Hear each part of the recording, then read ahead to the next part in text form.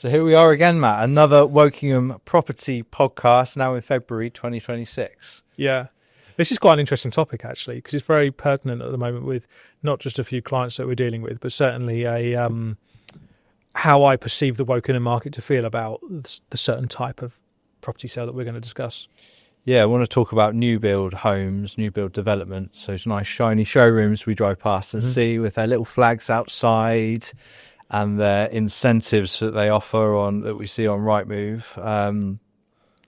It's a very different landscape to what it was in 2021.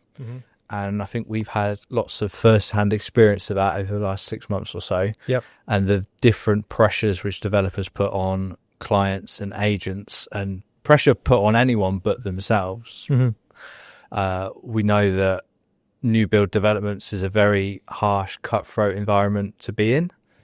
And for all of the shiny showroom glitz and glamour, I think once you dig into it as a buyer of one of those properties, you're in quite a nasty place. So Yeah. I don't know if you want to give any context to our recent experiences or thoughts. And a couple of recent experiences, actually, probably more than anything, because I guess the long and short of it, from a summary perspective for the people that are listening at the moment, is a new build company, when you go and reserve a property, dependent on when they're going to be built or dates of when they're going to be finished, would expect you to exchange contracts within 6 to 8 weeks. And at 6 to 8 week point, when they're expecting that exchange to happen, they're going to set you what they class as either a long stop date or a completion on notice. And the long stop date is often a date that's pre-agreed between everybody, which is the long stop date is actually not happening at the moment. It's completion on notice. And the completion on notice, just to summarise that part, because that's where we are now, opposed to 2021, is that the developer will suddenly say, we're ready now, we need to complete in 2 weeks. Now, that could be 2 weeks after exchange. That could be 6 months. It could be 9 months after exchange. And a lot of it depends on the build, the sign-off, the NHBC sign-off and everything else. But the challenges that there's that's worth manoeuvring your way around as a buyer who's either in that chain, further down that chain, mortgage offers, perceived level of risk, money movement, changes on interest rates, the world geopolitical climate, like all of this sort of stuff factors into it. And I think there's a lot to be said for new builds needing to be more flexible, but I appreciate in truth why they can't be based on what we've researched. Yeah, and what we got used to previously when the market was moving quicker was those long stop dates where somebody could reserve a new build property and be sure that, okay, well, we don't know exactly when it'll be ready. We've got a long stop date of 3 months or even 6 months, and you kind of have an idea of when the house is going to be ready. And with the financial changes in the world, with interest rates going up, with the labour supply, with the material supplies, all of these things, these new build developers are no longer offering long stop dates.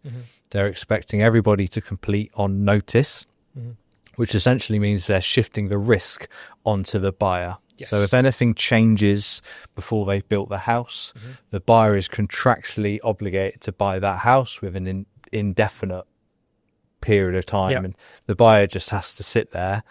And crucially, the buyer and everyone else in their chain just has to sit there and wait until the house is ready. Yep. And the developer will pretend to care, but will not care about the first-time buyer who's in rented at the bottom of the chain, the first-time buyer that sat at home waiting to move into their first home, the fact that mortgage offers after a certain period of time, whether they're 3, 5, 6 months, have needed to be changed and reapplied for mortgage, how interest rates look at that time that potentially happens on. But also, I think anybody looking to buy a property like that that are upsizing, they're probably looking at a best part of 10% deposit that they're putting down. And let's say, for example, they're buying at 500,000. So you got 50 grand deposit that's held there, and imagine that just sitting in a solicitor's based account where you're not accruing interest, which is a pretty favourable interest level at the moment for a year. At 50 grand, like you're losing all of that money that could just be there working for you rather than working for someone else. And I get that developers have a challenging time at the moment because they're being drip fed with funding from their investors. The bricks and materials and everything else are very expensive, and they need to calculate their risk The challenge is that how I see it is they're calculating their risk based on the misfortune of the buyer and the chains further beneath, which is the people that they need. Yes, I'd describe it as a very uncollaborative approach to helping people move home, which is kind of the opposite of how we want to be when we're helping people move home. And as we know, with chains, things are often quite complicated, and you have to be conscious of many different moving parts with many different families, with many different scenarios. And it's felt very heartless actually dealing with a lot of the developers who are saying, no, this is how it is, like it or lump it. And they're restricting that supply to keep prices as high as possible. And I think what a lot of people perhaps don't understand is when they see things like stamp duty incentives and flooring incentives and kitchen incentives, all of that stuff is there to keep the sale price as high as possible, right? So if you give a quote unquote free kitchen or free floor or money off for stamp duty, the sales record is still that high price, and the sales record doesn't tell you that it included free stamp duty or whatever. So the next buyer who comes along just sees the high purchase price. So everything that developers do, and whenever you think you're going into a showroom and getting a deal, just think about, is it actually a deal? Yes. Yeah. Am I looking at we did the maths on a house that's on the market around the corner from a new development in Wokingham. I won't give too much info, but an equal house that was 80 square foot smaller, which was a second-hand home, which was £130,000 less than the new build. But the incentive was that there was free stamp duty wasn't there, and it was new and it was glitzy, and it was so. But I remember when, obviously we'll both remember this, when obviously the stamp duty change came in, where there was reductions of stamp duty or stamp duty free for purchases, and we saw property prices go nuts in COVID or post-COVID or during COVID or whenever it was, and we just saw prices go up and up and up and up, and people were just throwing money at houses, and they were like, well, they're throwing money at houses because they're paying a smaller interest and they're not getting rid of the capital that they got in their bank. So if but they were often paying like 2 or 3 times what the stamp duty would have been to buy the house in the first place, because they had stamp duty. They didn't have to pay stamp duty.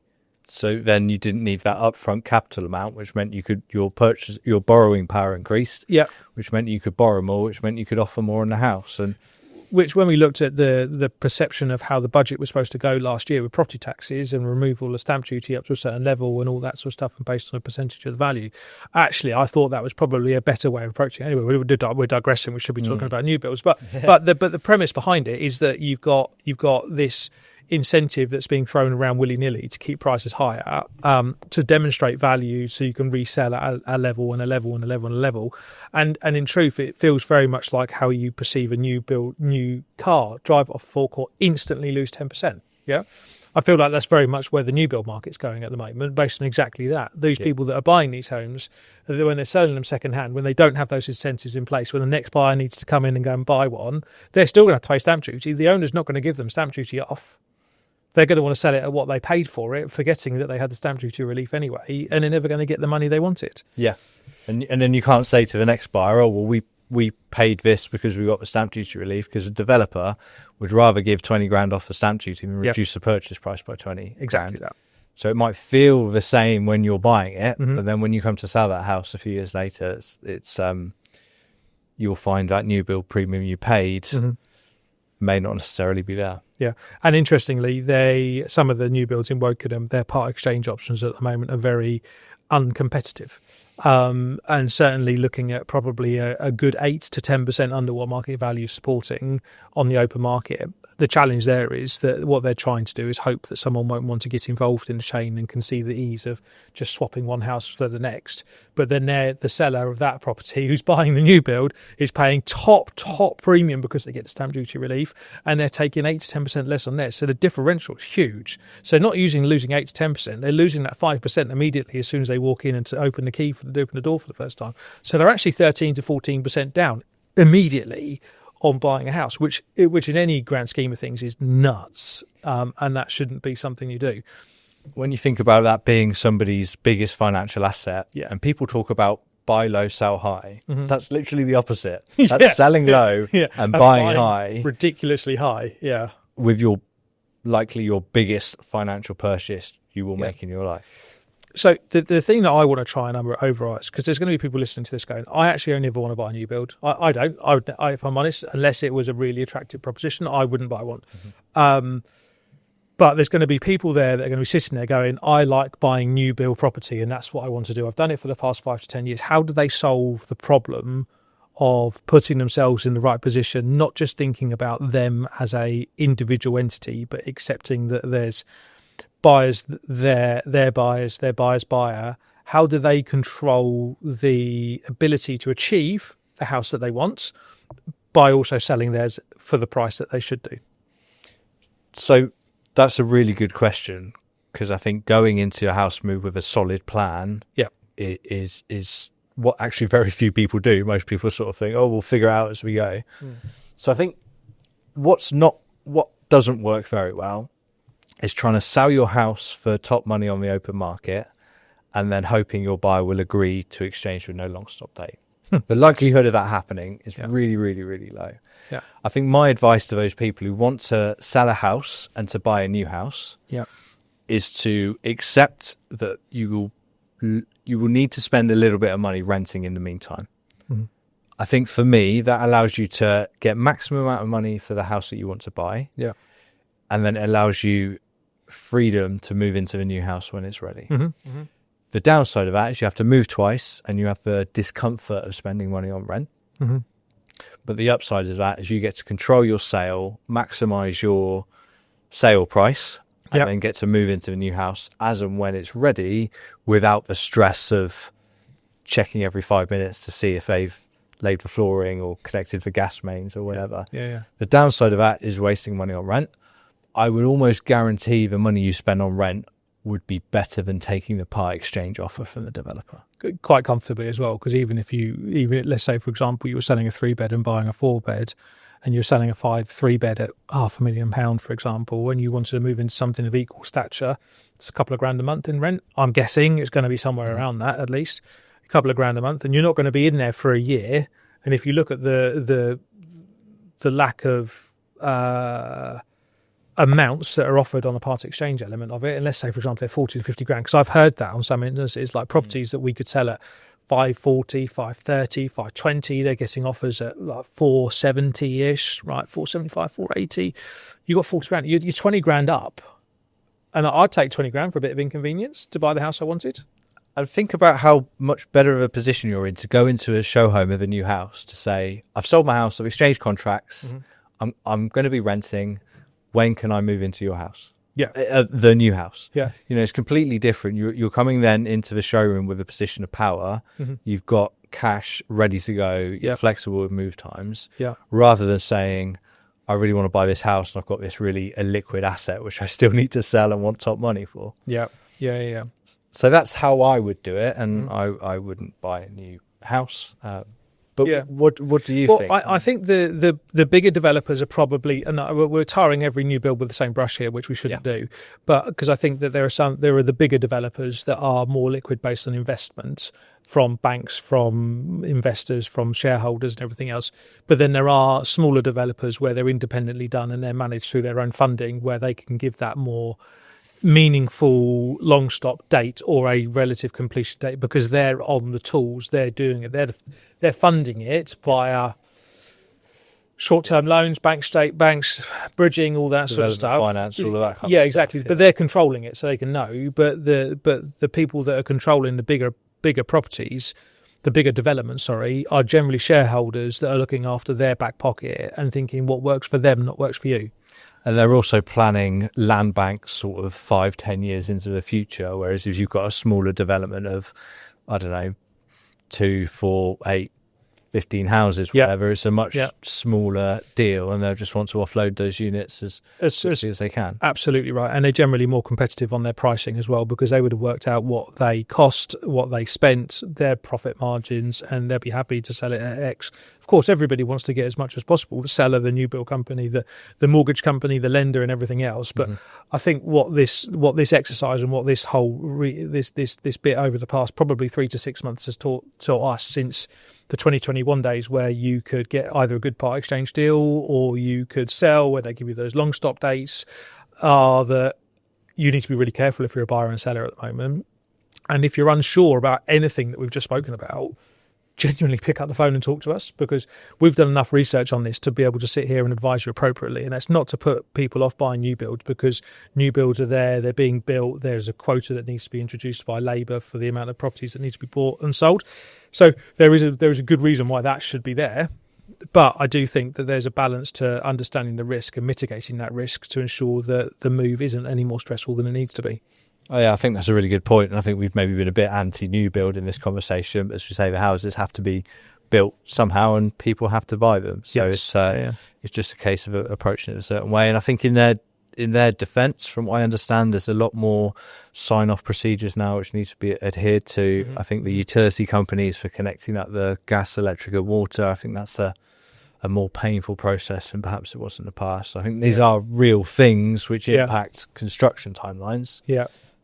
It's painful when we see the family and all of the pressure of the unknown build time, all of the risk of that is put on this poor family. Yeah. And the 2 or 3 links below them in the chain. Yeah, exactly that. Anyway, so point being, if you're there sitting thinking you're going to buy a new build and you've got a property to sell, pick up the phone, talk to us, and we can guide you on what we think the right steps are. Yeah. And that is very much dependent on where you're buying, how you're buying, and who you're buying through. So speak to us. Speak to us about all things property. Is that, have we covered everything there? I from a think new so. build I think so. perspective? Yeah, I totally think so. I think that it's the mitigating risk part, because every seller doesn't want to sell their property at less money than they think it's worth. They don't really want to pay more money. They appreciate they're paying more money from a new build perspective because it's glitzy, it's glamorous, it's brand new, no one's ever lived in it before, and they get that. But I just want to make sure that we're there being the people that these sellers can come to, or buyers can come to, and know they can get the true honest facts about what actually is leading this area of specific new build versus resale. Because I want everybody that's going into a transaction, whether it's a second-hand transaction, whether it's first-hand, third-hand, whatever, I want them to go in knowing the right advice. I want them to go in knowing how they can control their move and what's reasonable to expect from the people within that chain, up and down. And that's how we set you articulate this perfectly whenever we're talking to people. Not to like when you always give me credit for a quote I've said. Yeah, but it's about building really strong foundations, and you can't build really strong foundations 2.5 months into a transaction. It reminds me of another quote, that hope is not a strategy. Yeah. Which I think is relevant. I think there's a lot of, hopefully it works out. Hopefully it works out. Mm-hmm. And hope is not a strategy. No. Anyway, we're here to help people is the principle behind it. We're here to help people. Well, obviously we're here to sell houses because otherwise we don't get paid. But principally we're here to help people and provide them with guidance and support and knowledge that we've got on everything property. So it's not just new build, it's you find yourself in a situation where you're trying to pay off Help to Buy, or you want to know what happens here, or you need to get a survey done, or you need to get some mortgage advice, or you just want to chew the cud over what the property market's going to look like for the next year, 18 months, 2 years. And whilst we don't have a crystal ball, we do have a good overview of it. So that's why we're here. We're here as the Wokingham estate agent that's here to help. Absolutely. Cool. All right, well, let's wrap up and see you in the next one.